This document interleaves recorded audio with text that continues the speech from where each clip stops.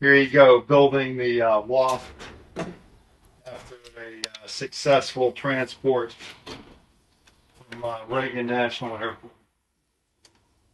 Looks like it's all there. And my other fear is leaving a component at home.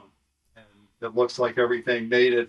For a minute there, I couldn't remember. I typically take off the chain, and I couldn't remember where I put it for the first few seconds, but then I remembered that I did put it in the top two bags. So I have my rotors, I have my chain, I have my faceplate. So everything made it and everything's here. So what's special about this bike?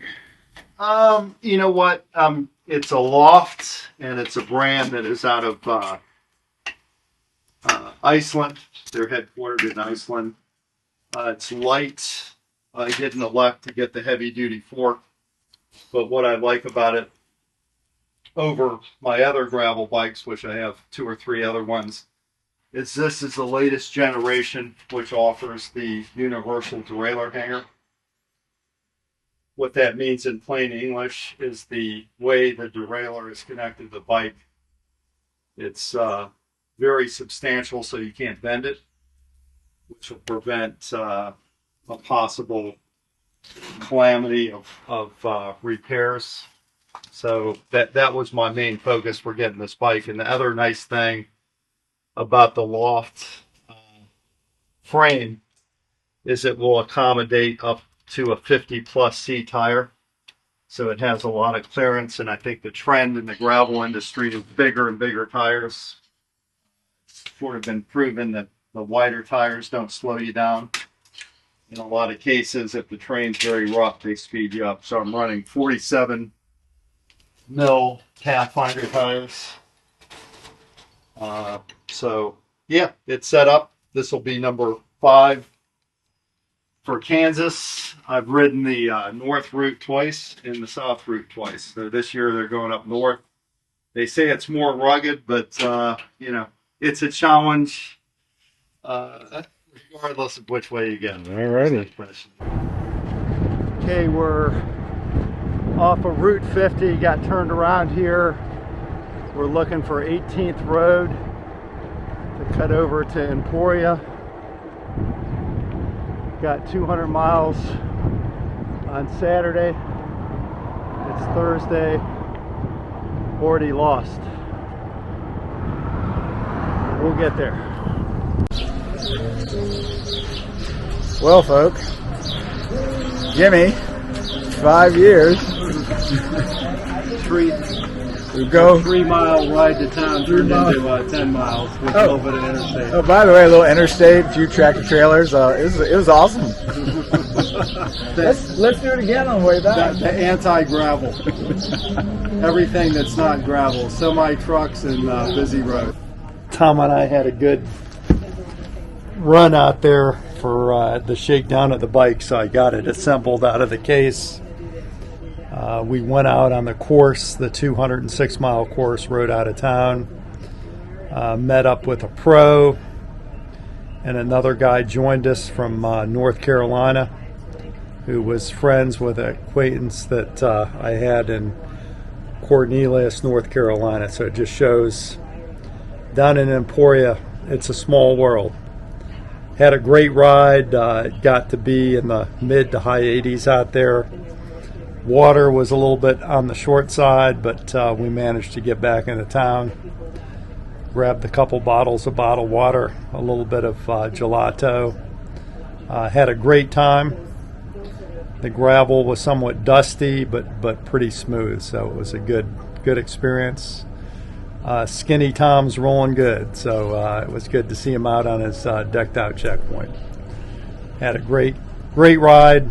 A great first day in Emporia, and it's always a relief when you transport a bike on an airplane that, number one, you didn't forget to put anything in the box, and number two, it all got here in one piece, so it was an easy job to assemble it. Tom and I are doing the shakeout ride, which is a 10-mile ride 10-mile-an-hour average, so just kind of shaking the legs out. About 3 miles back to the Airbnb. It'll give us 16 today. Obviously, tomorrow is the big event. So you ready for the shakeout ride, Tom? 100%. All right, man. We're going to hit it right now. Okay, on the final shakeout ride, about 40, 50 people, 10-mile ride, easy pace. The weather's overcast, probably not quite 80. Great time to be on a bike, and it looks like tomorrow it will not rain. And as evident today, the roads dry quick. The rain's probably a benefit of getting rid of the dust. That said, Saturday we'll be here soon. Okay, we're back on the main drag in Emporia after doing our shakedown ride, and we have a train coming by, so it looks like I'm going to be below 10-mile-an-hour average. It's the train. I could have gone faster, I promise. I'm going to turn the camera around and you can see the front of the group.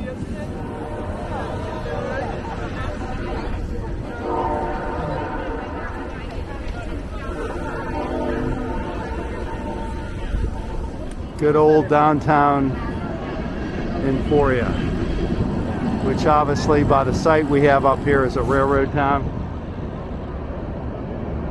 The big freight train.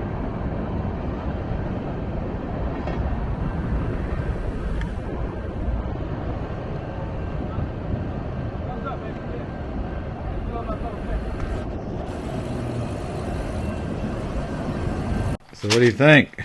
It doesn't look like gummy bears to me. This is the part that you always second guess yourself with. I'm using 3 Feet Cycling as my support, and this is going to be the 5th year I've used them, and they do a great job. But what they allow you to do at the 2 aid stations, there's one at 70 miles and one at 148. So I'm going to divide up my gear among 2 bags for the drops, and I think at 170 at 70 miles, minimal stuff's going in it. I should be okay. But at 148, I'm going to have an additional kit in case I fall off or I get wet or muddy. I can change kits. I'm going to have an additional pair of shoes. If I have an issue with one of my cleats or my shoes, I'll be able to change out at 148. So it's a little bit difficult. What do I want to carry with me on the bike? What do I want to put in the drop bag, and which drop bag gets what? And my plan is to go hard for the first 70 miles, try and ride with a group, keep the pace up. And I'm going to come into that rest stop. I'll probably get some nutrition, refill my bottles. Hopefully it'll be the first time that I'll stop in the first 70. Do a bathroom break and just refuel with water and nutrition and head on. So I shouldn't need too much out of my drop bag. And then at 148, that's where I'm going to have an additional pair of shoes, a kit, a jacket, because if I'm running behind schedule and I know it's going to get dark, I'll need stuff out of that bag. And again, I think I'm going to keep my front headlight and my rear flasher. I'm going to install that on the bike when I leave in the morning. That way I don't have to fiddle around with it if I'm not able to beat the sun. And again, out of the 4 times that I've done it, I've beat the sun twice. And last year, because of the mud, I sort of threw the towel in and ended up taking 19 hours. So that was definitely a long day in the saddle. But my goal, because of the terrain and the mud, was don't rip off my rear derailleur. So if it got muddy, maybe I was able to ride it, but I didn't. I didn't want to risk falling over or breaking my equipment. So we'll see. This year it looks like we've got a lot of rain the last 2 days, which is a good thing. It's not going to be raining tomorrow. And the prairie dries out pretty quick with the sun and the wind. It shouldn't be too bad. We'll see. You never know. So again, getting the gear drop bags ready for 3 feet cycling, and you know, trying to make a call of what do I need in each bag is always a little bit tough, but spare tires, spare tubes, nutrition, clothes, shoes, it's stuff that if you need it, it's going to be great to have. And I've been able to make the right call on the equipment in the past, so hopefully I'll be able to do it again. I'm on the starting line of Unbound 2024.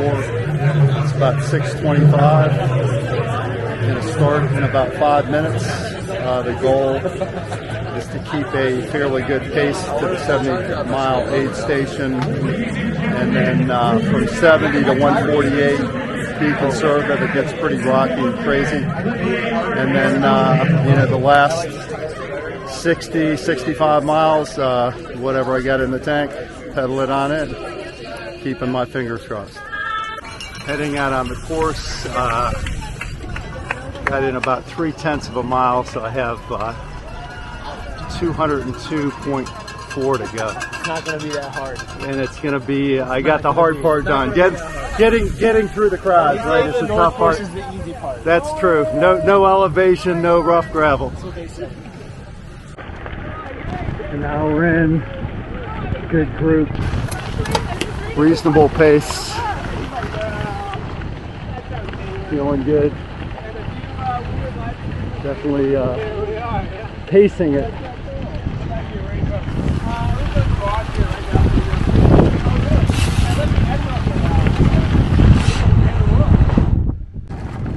Hour 45 in, pace is almost 17. We're on some gnarly flint for the first time. The last 2 miles, slowed it down. Seen a few people with flats already alongside the road.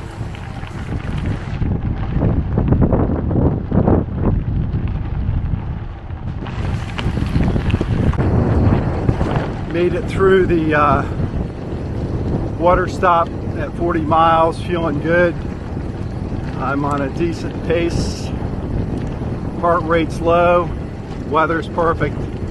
Cool weather's making all the difference in the world. So 40 miles, feeling good. I'm sure that'll change as the day goes on.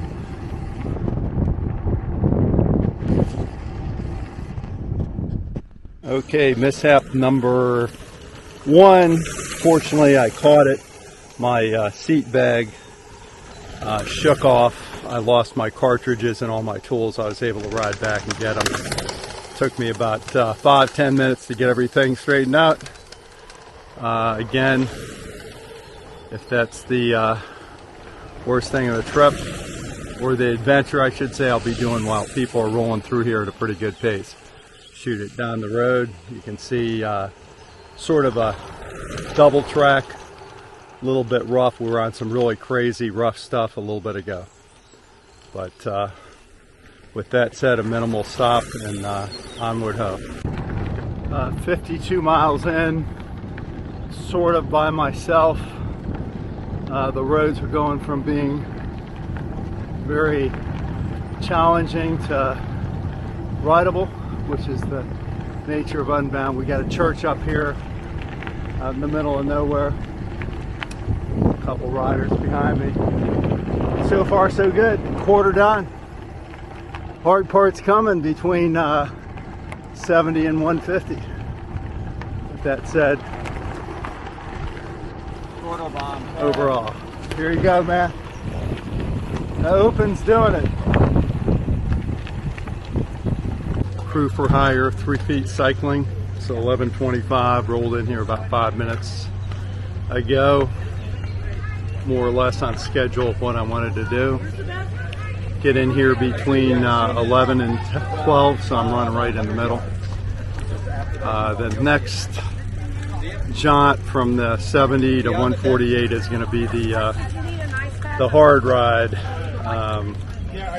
I remember from last year, but the conditions are ideal. Haven't hit much mud at all.